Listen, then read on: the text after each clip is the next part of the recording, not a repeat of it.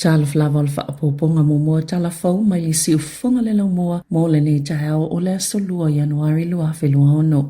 O le aama ta whanga solo na longo le Manage My Health tangata ua fial fa fitauli le ana mwhaiona Southia i tutonu se tasi po o nisi fo i wha maumau al soifua malolo i nao tangata e pui malu iai le au nanga e au noma se wha tanganga sa ilo ina i le aso ana nafi e le vaenga sue po le ale te leo le afianga o wha maumau o tangata o le tali tonunga o le Manage My Health e le vao le ono mo le 5% o tangata ua afia mai le tasi tesi ma le 20 miliona i lātou o lo resi talai. Na whaalia le polisili Vino Ramaya, wa mai au na longoina le official komesina mo wha maumaunga ma wha matalanga i pui malu i aile taito atasi ma ua longoina fo i le official leo.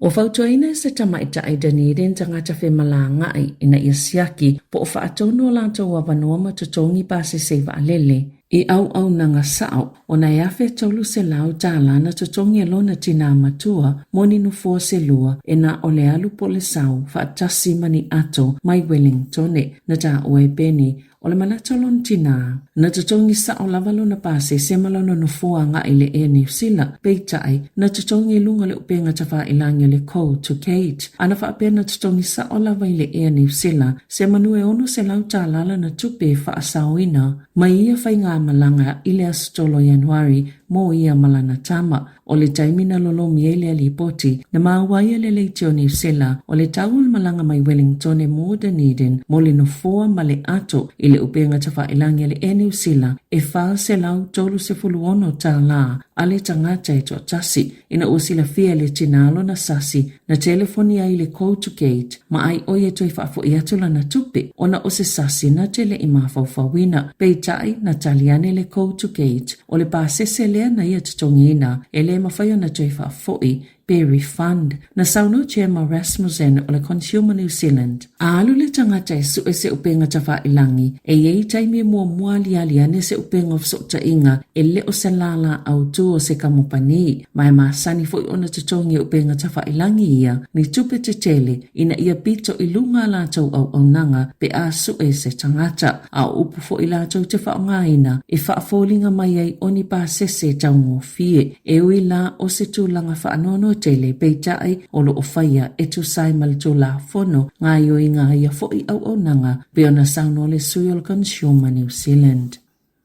Ua fiu se tina au ke lani e talo sanga le maloina ia whaatupe le whala au le Kitruda mo i lātou e a awhia le kānesa o le TNBC. Naulua e a awhia Cook le mawhātau sanga le matua i le kānesa o le Triple Negative Breast Cancer i a November lua whelua wha. Sa whaatau atulana pisini se tutongi le Kitruda ma na o le paule o le tonga fitinga mo le aitu ai ngā kānesa. E uia fautuaina le MedSafe le whaonga o le tonga fitinga mo tangata whaato a matau na mawai. Whaapei matangata uonga ia afianga le TNBC i le lua tau sanga utuana i peitai. Na o tangata e onga afianga o lo mwhaiona whaatu peina le malo le Kitruda mo i lātou na whaalia e Cook. E to samale se la wawheta la na te tutongi na mo le Kitruda po le taitolu wawheta la i le taitolu vai aso e fitu se la wawheta la le tupe. Na ngau le whaataunga o le whale ona i le ngā whatia o na tutongi le pisinesi ma le tonga fitinga i le taimi e tasi. O le masino November lua whelua 5 na whaao oina atua e Cook se talo sanga na saini le to se fulu fitu afe o tangata e whaalau tele le whaatupenga o le Kitruda na whaeloane ia te ia e ono o atu i le tau sanga le umi e maua mai i se tala i winga i le atalo sanga o lona mana onga ia maua se avano e whesanga i e male minista o tupe Nicola Willis e whaeloa iai o le vave o le tonga fitinga e le ngata e whaasawa i nai soifua e whaasawa i fo i tupe le malo mo se taimi umi. O le lava o solota e le fale mai wai kato, sa le mawhaiona wha maalunga se ngā se mātutua, mana li pati le wha te ia o ainga, i le lava o le tausinga tāla whiangai e tu sai mali poti lunga le leitio New Zealand, na wha alia Maureen Creekshank, na wha alua na le lava solota e le taimi na yelo na tina le fale mai, o le taimi momoa e wha apea e tasi le aso na le lava i solo, po le o ngā tonu le o te sema, pe tai o le taimi lo na lua, e tolu le aso na le lava i solo, solo ta ele potu mo tanga tamatu tua. Na telefoni atulo na tina ile tai au o se aso to nai. E wha apea whato a maua solo ta ele le asonga fua. Lona winga na le ta ele mai lava ile aso wharaile aso to nai ma le aso saa. Na vili le tamai ta ele fale mai mawhisili. Pea mawhaiona ave atu ni solo le fale mo le au whainga alwenga e wha ata ele lo na tina maana taliane e mawhai. O le popole ngau le tamai tai ona o ngase le aini a inga e la tane. O se wha amatalanga le te whaatu ora wai kato. O le mata upuile le lava o solo ta ele na o le asolu sulfito te sema na tupuai ai na toifo ia le whaafita uli i totono i tu la e lua se folufaa.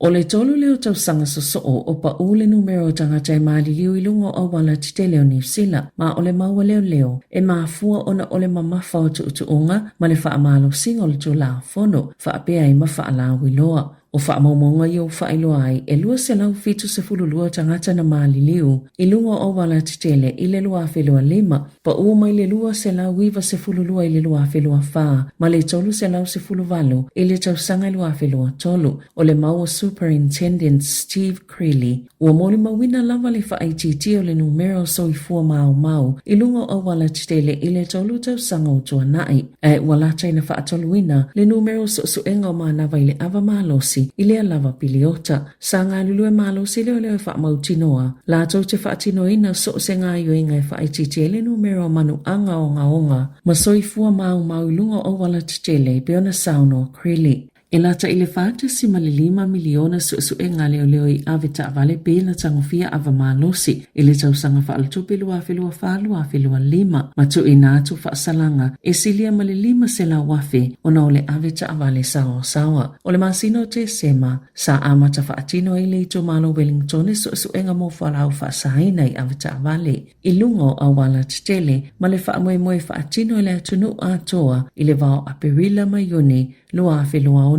O le whautuanga Creeley i aveta avale ina ia whai unga lelei ai maise lava i le vai tau po le piliota pisi o le tau mawhanawhana. O whautuanga maasani whai le fusipa o le ta avale awa le sawa tu ese le telefoni ma ia mauti noa ele o ovale ava malosi ele o tango fia foi fuala au whaasaina.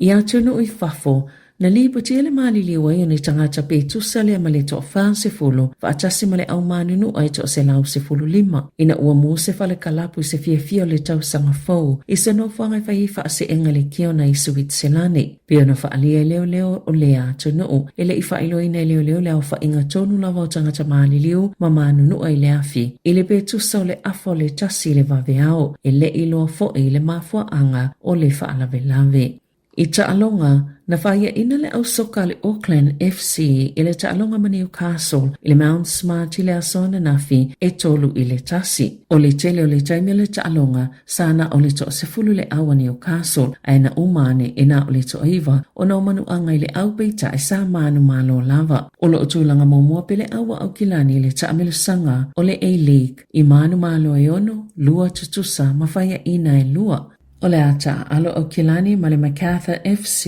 i sini i le asonga fua. Ai o le au o Wellington i le Phoenix e ta alo i Brisbane i le aso to nai. Tala fau ia mai le si ufonga le lau moa mo le nei vaenga o le tae au.